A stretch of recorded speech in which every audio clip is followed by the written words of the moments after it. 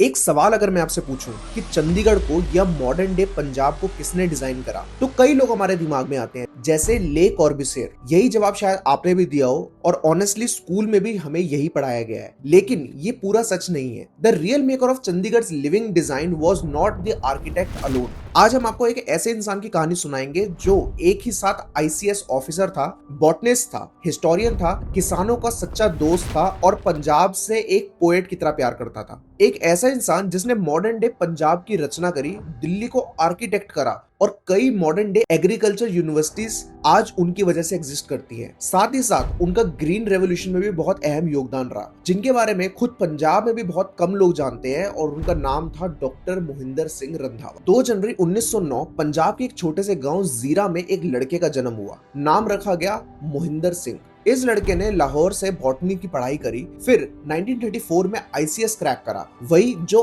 आज आईएएस के बराबर माना जाता है। 1955 में उन्होंने पीएचडी की एल्गाए पर काम करके। काफी बार होता है ना कि कोई एक व्यक्ति एक में या 2 चीजों में अपने आप को मजबूत करता है, लेकिन ये वो इंसान थे जिसने जो फील्ड पकड़ी उसमें खुद को एक्सेल करा। उनका निकनेम भी रखा गया एमएस, सिंपल, पावरफुल और एग्जैक्टली उनके स्टाइल के जैसा। अब हम आते हैं 15 अगस्त 1947। रात के 12 बज रहे हैं। जवाहरलाल नेहरू अपनी historic tryst with destiny speech दे रहे हैं और जिसे पूरी दुनिया सुन रही है। लेकिन उस स्पीच के पीछे कुछ पर्दों को पार करते हुए एक ऐसा इंसान था जो पूरी दिल्ली का मैनेजमेंट संभाल रहा था। वो थे डॉक्टर एमएस रंधावा, दिल्ली के डिप्टी कमिश्नर, और सरदार पटेल जो कि आजाद भारत के डिप्टी प्राइम मिनिस्टर और होम मिनिस्टर बने, उन्होंने खुद उनको उस पोस्ट पे अपॉइंट किया था। और रंधावा साहब ने सिर्फ कुछ ही सालों में उस टूटी फूटी दर्द से भरी दिल्ली को एक नया चेहरा दिया। फिर आया पार्टीशन का वो समय जब लाखों लोग पाकिस्तान से हाथ में सिर्फ यादें लेकर आए, जिनकी जमीन छूट गई, घर छूट गया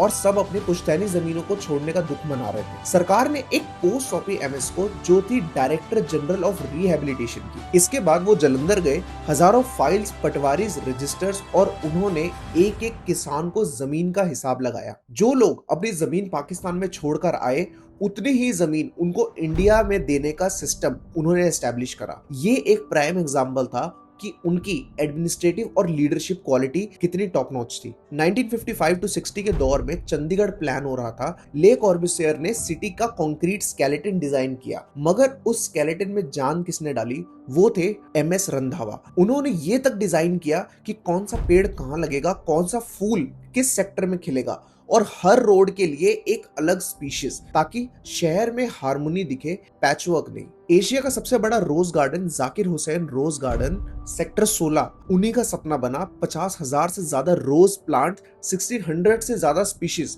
और नेकचंद का रॉक गार्डन। शुरू में वो एक सीक्रेट प्रोजेक्ट था जिसे तोड़ने का ऑर्डर भी आया था, पर एमएस रंधावा साहब ने उसमें एक आर्ट देखी, उसे सपोर्ट किया, और इसी तरीके से एक छोटा सा ड्रीम पब्लिक ट्रेजर बन गया। आज पंजाब को हम इंडिया का ब्रेड बास्केट कहते हैं। इसका मतलब है देश का खाना यहीं से आता है। और समझने वाली बात यह है कि ये किसी एक दिन का काम नहीं था। जब एमएस पंजाब एग्रीकल्चर यूनिवर्सिटी के वाइस चांसलर बने इन 1968, तो उन्होंने साइंटिस्ट को भेजा मॉडर्न टेक्निक सीखने के लिए, नए वीट वेराइटीज भी डेवलप करवाए, ट्रैक्टर्स पहुंचाए और इरिगेशन इलेक्ट्रिफिकेशन पर काम भी करवाया गया। आईसीएआर और एजुकेशनल फ्रेमवर्क को मजबूत करने का उन्होंने वो फाउंडेशन बनाई जिस पर ग्रीन रेवोल्यूशन खड़ा हुआ, और पद्म भूषण से उनको 1972 में नवाजा गया, जिसके बाद उन्हें एक अहम पहचान मिली। एक और चीज जो उन्हें एक्स्ट्रा ऑर्डिनरी बनाती है वो है कि वो एक साइंटिस्ट जरूर थे, लेकिन उनका कीन इंटरेस्ट आर्ट को लेकर हमेशा से रहा। पार्टीशन के डार्केस्ट दिनों में जब सब टूट रहा था, उनको सुकून मिलता था कांगड़ा और पहाड़ी की पेंटिंग्स में। वो खुद पहाड़ों में घूमते, खोई हुई पेंटिंग्स ढूंढते, उनको कलेक्ट करते और साथ ही साथ उन पे लिखते। शिव कुमार बटालवी, जो कि एक रिनोन्ड पोएट रहे, उनको नौकरी दिलवाई। अमृता प्रीतम और खुशवंत सिंह जैसे राइटर्स को भी खूब सपोर्ट किया। साइंस से लेकर आर्ट और हिस्ट्री तक 50 से ज्यादा बुक्स उनकी लिखी हुई है। 3 मार्च 1986 एमएस रंधावा ने रिटायरमेंट ली और अपने खारा के फार्म हाउस में चले गए। उन्होंने अपनी एक ऑटोबायोग्राफी भी लिखी जिसका नाम है आप भी थी, और उसकी पहली लाइन कहती है कि किन्ने सोने ने होशियारपुर दे पिंड, मतलब कितने सुंदर है होशियारपुर के गांव।